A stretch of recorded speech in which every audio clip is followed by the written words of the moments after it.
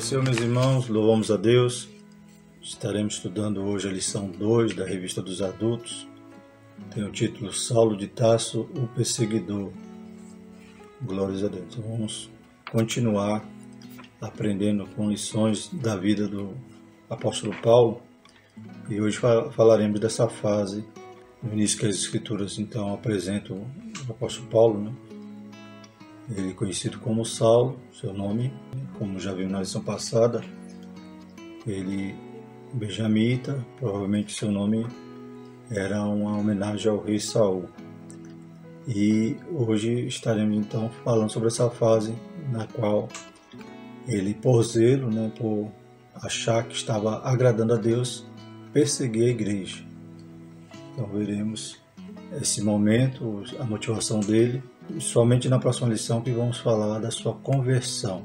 Percebemos aí na imagem, o momento que Estevão é apedrejado e Saulo está ali guardando os mantos daqueles que apedrejavam. Então consentia ele ali também na morte de Estevão, como veremos durante a lição. Os amados que desejarem o material, os slides, tem slide em PDF e PowerPoint na descrição do vídeo. Há o link para fazer o download.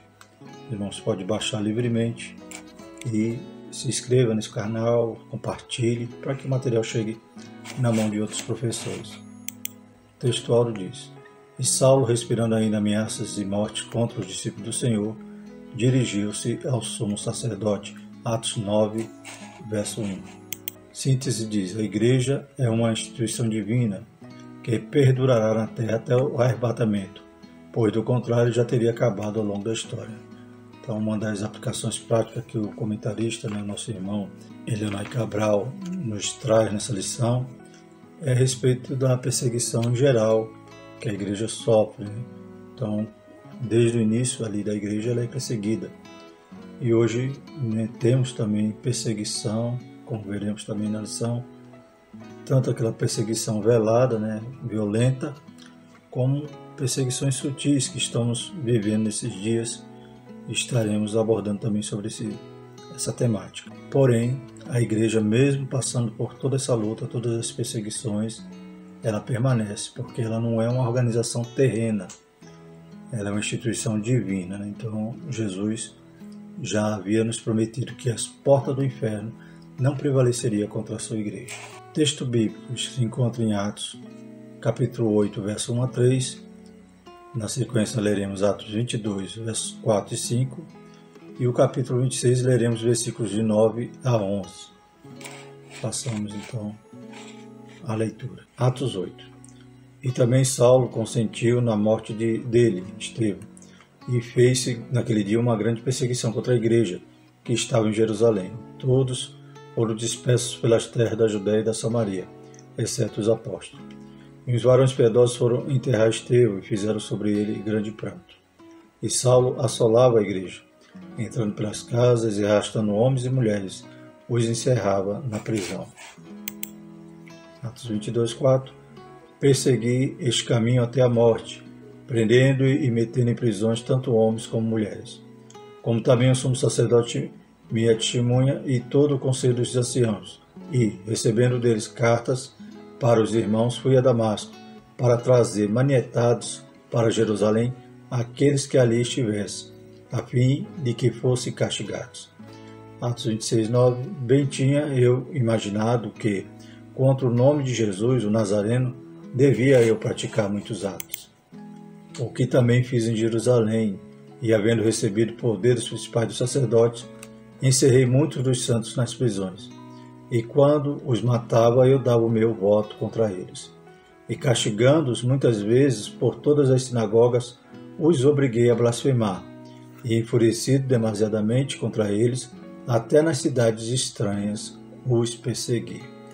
Então vemos aí Saulo confessando tudo aquilo que ele praticou, toda a sua maldade em tratar e tentar exterminar aquilo que ele chamava da seita do Nazareno. Então ele imaginando ali fazer algo que estava de acordo com a vontade de Deus, agradando a Deus, pensando ele que estava eliminando aqueles heréticos, aqueles blasfemos, mas ele mesmo depois vai reconhecer que ele sim era o blasfemo e confessa assim toda a maldade que ele praticou contra a igreja, contra Cristo. O objetivo geral da nossa lição é conscientizar a respeito do problema da perseguição aos cristãos no mundo. Então vemos que essa é a aplicação prática dessa lição. Além de esboçar, todas as características ali do perseguidor Saulo, toda a sua fúria, também nos reporta aos Saulos de hoje, aqueles que perseguem a igreja, aqueles que muitas das vezes também vai até o extremo, mata, tortura, só porque é cristão. Então tem lugar no mundo que ser cristão corre risco de morrer. Então, os objetivos específicos: elencar as características persecutórias de Saulo, expor a respeito da perseguição contra a igreja em Atos e esclarecer a respeito de um sistema contra a igreja. A introdução da nossa lição diz o seguinte: a história da expansão da igreja no livro de Atos mostra um fariseu zeloso, Saulo de Tarso. Este tinha prestígio religioso e cultural entre os judeus. Por isso ele ganhou carta branca das autoridades religiosas para perseguir os seguidores de Jesus e assim tornar-se um implacável perseguidor da Igreja de Cristo no primeiro século. É o que estudaremos nessa lição. Então, além de todo o seu zelo, de todo o seu rigor ali em querer perseguir a Igreja de Cristo, ainda contava com a casta ali dos sacerdotes que prestigiava ele, o seu ímpeto, mas torcia também contra a igreja. Então aqueles que davam essas cartas estavam agindo, também eram agentes dessa perseguição. Paulo era o executor, mas eles também estavam trabalhando contra a igreja, querendo acabar com a igreja de Cristo. Primeiro tópico de Saulo de Tarso, perseguidor implacável. Temos aqui nessas imagens coisas que acontecem hoje, homens, mulheres também sendo presos, sendo expulsos de suas casas, apanhando, sendo mortos, sendo denunciados, coisas que se assemelham ali ao período de Paulo ou de Saulo. Essas imagens então podem ser atuais, porque continuam as perseguições até os dias de hoje. Saulo se descreve como um blasfemo, perseguidor e opressor. Então, a partir do momento que ele se arrepende, ele vê que ele sim era o blasfemo, era o perseguidor, era o opressor. Ele confessa as suas falhas, os seus erros, ele se envergonha das suas atitudes, da forma como ele perseguia a igreja. Como um fariseu fanático, Saulo tinha a convicção de que seu papel era destruir a fé cristã, matando e prendendo os seguidores de Jesus. Sua postura arrogante fazia ser truculento, usando grande violência contra pessoas simples, homens e mulheres sem qualquer compaixão. Ele acreditava piamente que com esse comportamento estava agradando a Deus. Então, o seu zelo, ele era um homem religioso, ele conhecia a lei e acreditava que Jesus era contra a lei, que os ensinamentos de Jesus estavam ofendendo a lei, ofendendo tudo aquilo que ele havia aprendido. Na próxima lição vamos falar sobre a sua conversão, quando ele encontra com Jesus. Jesus vai dizer que ele estava perseguindo não os crentes, não os cristãos, mas estava perseguindo o próprio Cristo. Ele, a partir dos seus conhecimentos, veremos que agora ele vai elaborar todo um arcabouço de doutrina, ou seja, todo o conhecimento que ele tinha da lei, das escrituras, a partir do momento da sua conversão, eu estou antecipando um pouco, que é o tema da próxima lição, mas ele vai aproveitar agora todo o seu conhecimento e vai encontrar Cristo ali na lei, nas escrituras. Então aquilo que ele achava que era ofensivo para a lei, ele vai entender que era o cumprimento da lei. Louvado seja o nome do Senhor. Ele acreditava piamente que estava agradando a Deus. Apoiado pela casta sacerdotal que odiava o nome de Jesus, Saulo usava os meios legais para atacar os cristãos. Então Saulo era o agente ali, aquele que operava, que fazia o que os sacerdotes realmente queriam fazer, sair por aí, prendendo, batendo. Saulo estava sendo o executor daquele ódio que os sacerdotes também tinham. Por causa de sua truculência, os seguidores de Jesus tiveram que fugir para outras cidades. O perseguidor respirava ameaças de morte contra os discípulos de Jesus, e por isso não via problemas em prender e arrastar presos para Jerusalém os que professavam o nome do Nazareno. Então ele acreditava que Então a sua atitude, né, de respirar, veremos mais à frente, que é comparado até a um animal feroz. Então ele tinha a fome dele, o desejo dele era resolver aquele problema, eliminando os cristãos. Interessante que depois que ele vai passar a ser perseguido, na sua última visita a Jerusalém, alguns homens ali fazem um pacto, dizendo que não iam comer enquanto não matasse Paulo. Esse mesmo ódio que esses agora seus perseguidores que queriam, né, a ponto de dizer, não comeremos enquanto não matarmos ele. Paulo, a princípio, era ele que sentia isso pelos cristãos. Em Atos 22, 4, 5 diz, persegui este caminho até a morte, prendendo e metendo em prisões, tanto homens como mulheres. Como também o sumo sacerdote me é testemunha, e todo o conselho dos anciões, e recebendo destes cartas para os irmãos, via Damasco, para trazer manietados para Jerusalém aqueles que ali estivessem, a fim de que fossem castigados. A mim, que dantes fui blasfemo e perseguidor e opressor, mas alcancei misericórdia, porque fiz ignorantemente na incredulidade. Então, contrapondo aí, né, dois momentos, ele confessando ali nas suas defesas, o que ele fez contra a igreja, contra os cristãos, e agora ele demonstrando ali como Deus foi fiel em colocar ele no ministério, mesmo ele tendo sido, né, esse perseguidor, esse blasfemo, esse opressor. Ele alcançou a misericórdia de Deus. Então não tem pecador que Cristo não possa perdoar, que não possa salvar. Louvado e exaltado seja o nome do Senhor. Também lembramos que após a morte de Estevão, né, que Paulo estava ali presenciando, que ele guarda ali, né, os mantos, né, as roupas daqueles que estavam apedrejando Estevão, ou seja, ele estava também consentindo ali na morte de Estevão. A igreja é perseguida. E a missão de Saulo, então, é ir até Damasco, para onde encontrar algum cristão, né, algum judeu que havia se convertido ao cristianismo, ele ia trazer manietado, né? Se fosse no dia de hoje, seria algemado, amarrado, para ser castigado em Jerusalém. E Damasco era uma cidade grande e havia ali cerca de 20 ou 30 sinagogas. Então, com a perseguição, com os judeus espalhando-se pelo mundo, Damasco era um local onde havia muitos judeus. E ele tinha esse intento, então, de ir até ali e trazer aqueles que haviam, né, iniciado, haviam começado a fazer parte da chamada seita dos Nazarenos, como ele chamava. As ameaças de Saulo de Tarso. A expressão esperando a ameaça de morte descreve Saulo de maneira figurada como uma fera selvagem que ameaça sua presa. Então, a sua comida era fazer esse mal. No texto do Atos 9:21, o perseguidor era visto como um exterminador, pois conduzia os cristãos a prisões, além de permitir que fossem açoitados. Todos os que ouviam estavam atônitos e diziam, não é este o que em Jerusalém perseguia os que invocavam este nome, e para isso veio aqui para os levar preso aos principais dos sacerdotes? Então a fama dele era grande.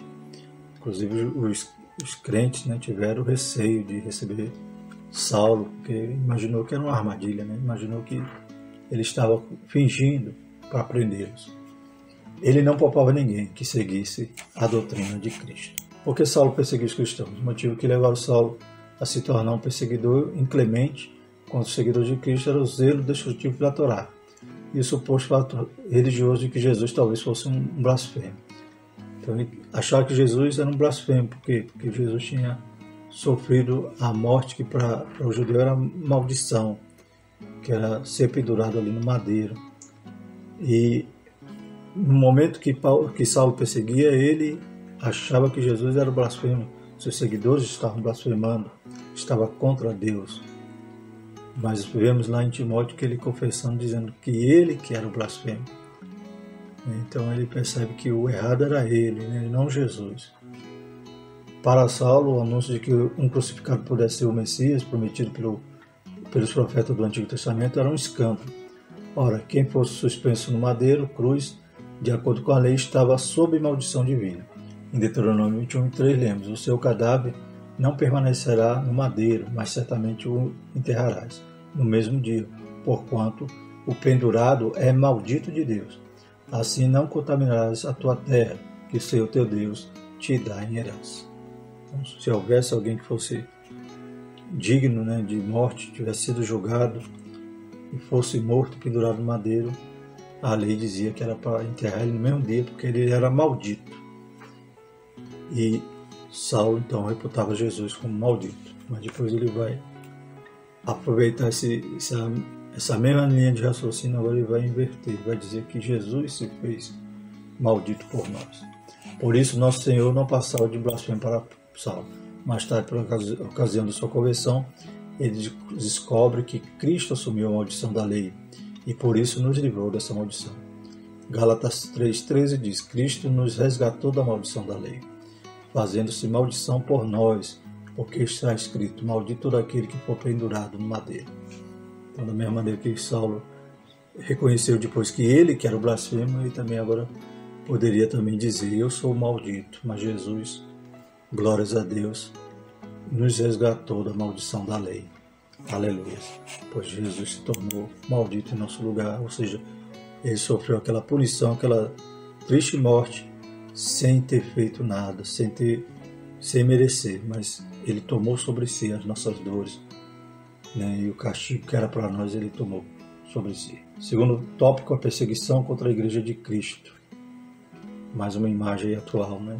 Vemos aí igrejas, hoje em dia, sendo destruídas, né? Homens-bomba que entram e matam os cristãos, porque acreditam que a igreja não deve existir, que Cristo, né? Que os cristãos são ímpios, são cães, e isso demonstra que o mesmo sentimento que Saulo tinha ali, ele permanece, né? O diabo que operava ali no entendimento de Saulo continua operando no entendimento dos homens.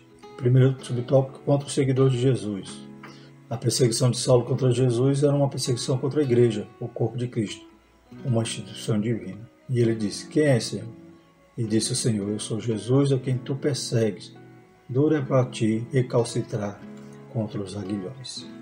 Então, Saulo não perseguia nenhum crente, um cristão, um novo convertido. Ele estava perseguindo o próprio Jesus, a própria igreja, né? Porque a igreja é o corpo de Cristo. Ao passo que ele respirava ameaças de morte contra os seguidores de Cristo, sua intenção era acabar de vez com a igreja. Ao atacá-la, Saulo atingiu as pessoas que representavam Cristo, dentre as quais havia um homem arguto, defensor do nome de Jesus e cheio do Espírito Santo, cujo nome era Estevão. Então, antes dele incorrer, né, nessa missão de perseguir a igreja, ele conheceu um cristão. Esse cristão, embora o seu testemunho, né, o que ocorre com ele ali, não abalou Paulo, não abalou Saulo para que ele se convertesse naquele momento, porém deve ter perturbado muito ele, porque ele que era, né, havia toda aquela cultura que ele havia aprendido, havia adquirido durante a sua educação, durante a sua vida, agora era contraposto com um homem simples, que estava decidido, né, a ir até a última consequência, a morrer por Jesus Cristo, sem negar a sua fé. Então ele vai ter esse encontro, de alguma forma ali marca ele. Glórias a Deus. Se por um lado Saulo era um erudito que chamava atenção devido à sua cultura judaica, grego-romana e a autoridade na Torá, Estevão era um erudito do judaísmo com uma grande capacidade do espírito para confrontar ideias contrárias aos ensinos de Jesus.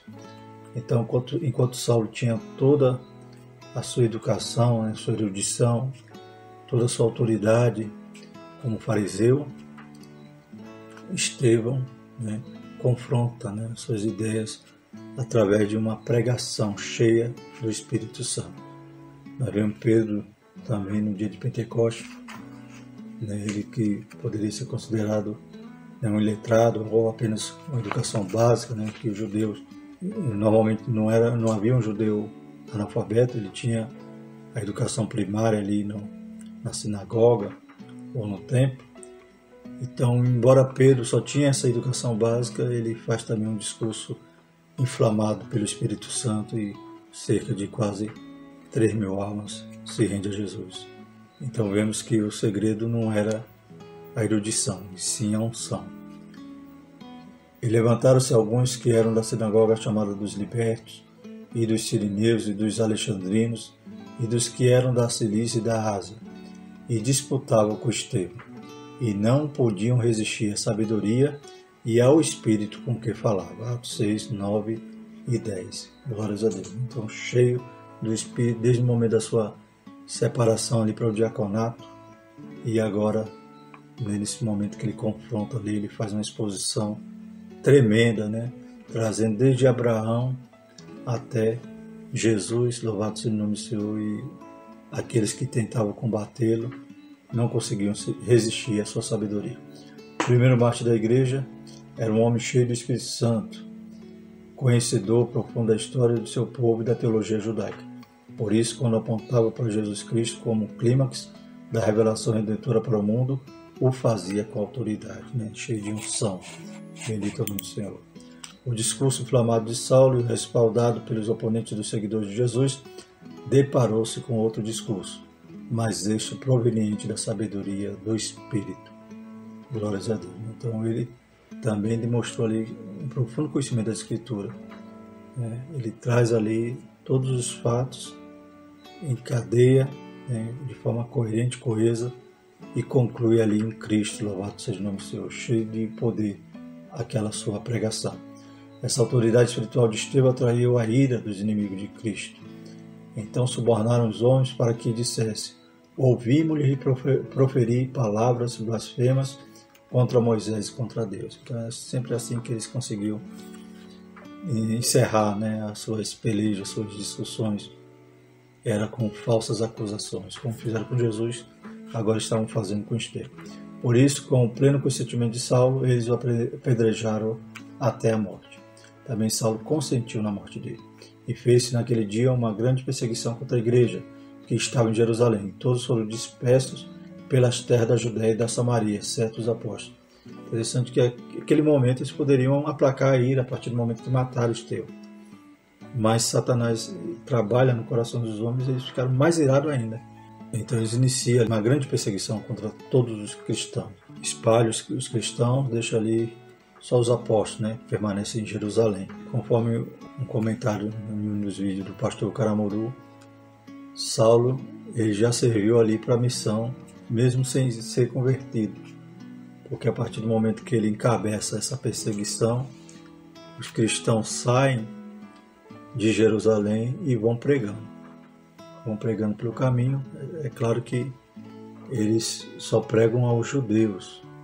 Por isso que Deus depois vai ter que separar Saulo com outra visão para poder ir aos gentios.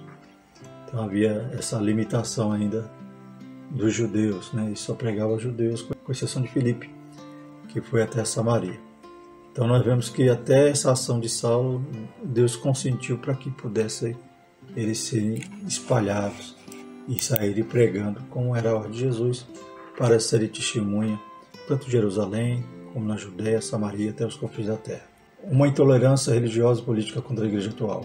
A igreja atual continua a despertar fúrias de certas autoridades políticas e religiosas, que não aceitam a mensagem de liberdade e vida que o Evangelho proporciona. Então, nossos irmãos que servem a Deus em países políticos e religiosamente fechados para o Evangelho, continuam a pagar com a sua própria vida a fidelidade à mensagem de Cristo. Oremos pela igreja perseguida. Então vemos que há essa perseguição velada, né? Por exemplo, há uma perseguição hoje no nosso país, né? Porque quando combatemos o pecado através das Escrituras, né? Quando denunciamos o pecado, hoje em dia já não é mais politicamente correto e a sociedade começa a taxar muitos cristãos por estarem falando a verdade de serem preconceituosos, homofóbicos. Então vemos a sociedade, vemos a mídia, né, traçando essa perseguição, ela encabeçando essa perseguição, essa discriminação ao cristão também, e havendo censura. Não porque o cristão está, né, declarando algum discurso de ódio, mas está falando só o que a Bíblia fala, a verdade. E da mesma maneira que a palavra de Deus vai dizer que ficaram de fora os afeminados, e os mentirosos, os adúlteros. Então, não quer dizer, né, que vai ficar de fora, né, alguém que professa uma sexualidade X. Mas está dizendo que todos cometem pecado. Acabou. Mesmo que mente, mesmo que adultera, mesmo o homossexual é taxado da mesma forma. Então não existe distinção. Que não entra no céu é pecado, como diz nosso hino, né?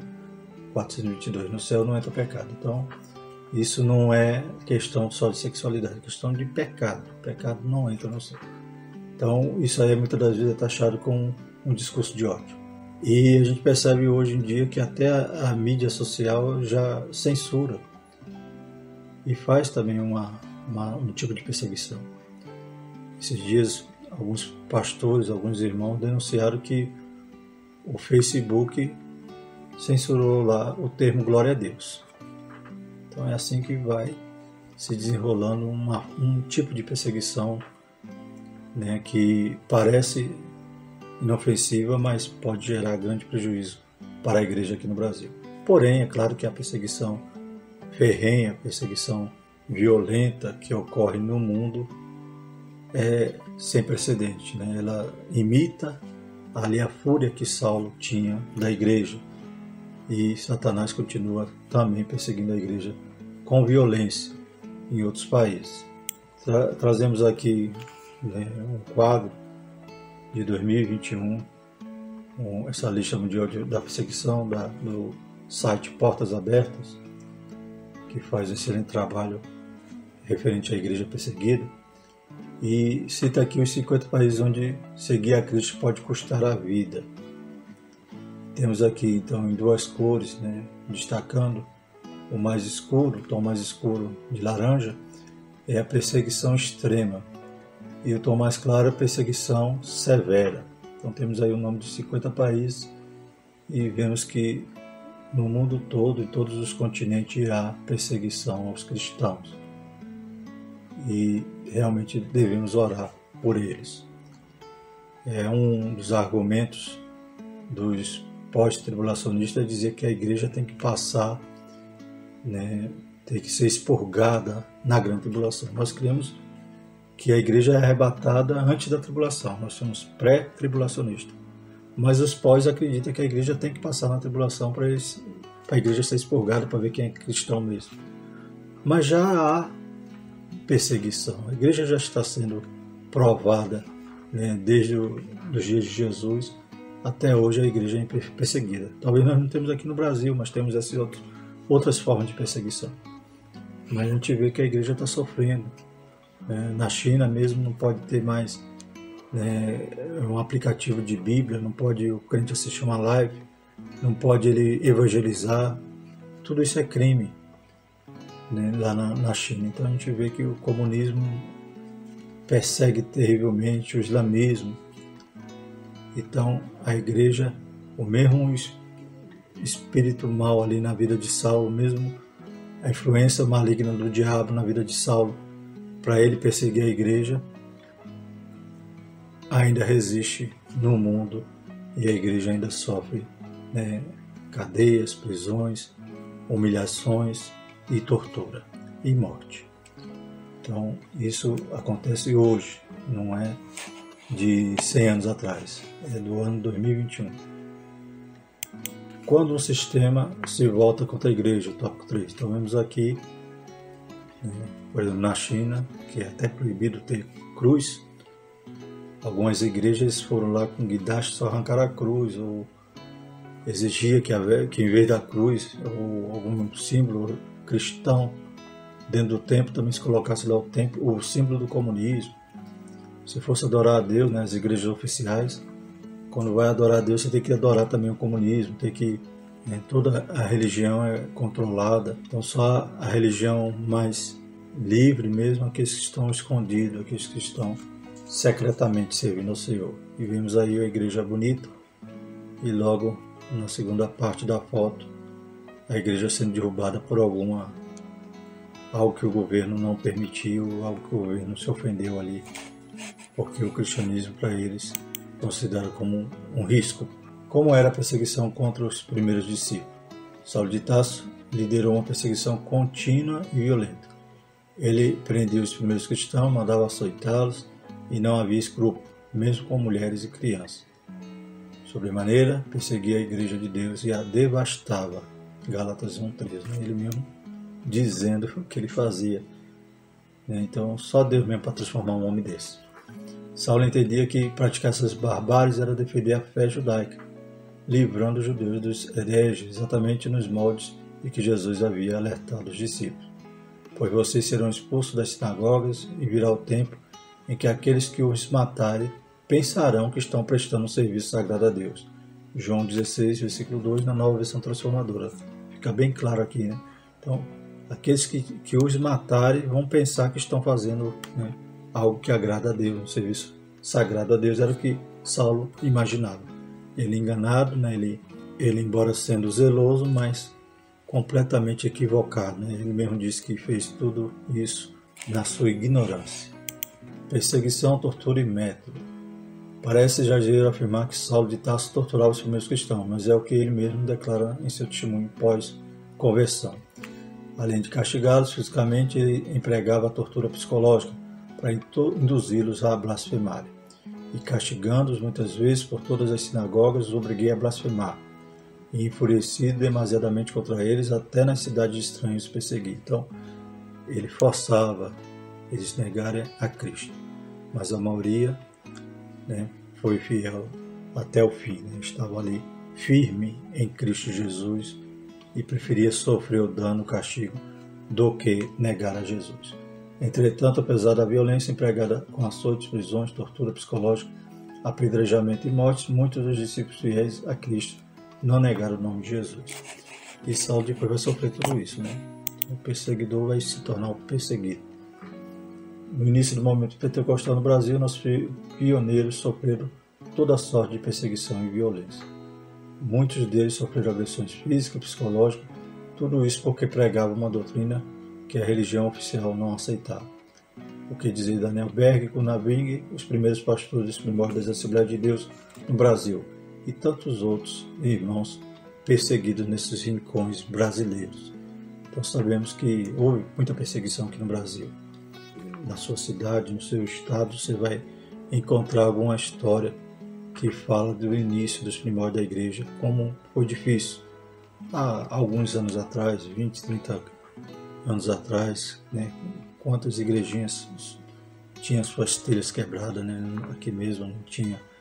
Já vivemos isso, do povo apedrejar a igreja, e no meio do culto caiu um pedaço ali, uma pedra, e o telhado furado e a pedra arriscando cair numa criança, numa senhora.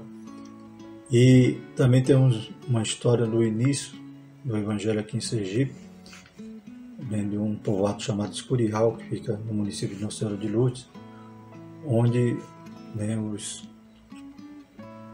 líderes políticos, né, juntamente com a polícia, perseguia os cristãos. Certa feita, o delegado prendeu alguns cristãos e obrigava eles a limpar a delegacia, limpar os santos na igreja católica e até os cemitérios. Mas a igreja persistia. A igreja, glórias a Deus, quanto mais é perseguida, parece que mais, né, Deus dá graça e a igreja cresce. Louvado seja o nome do Senhor. Concluindo, irmão.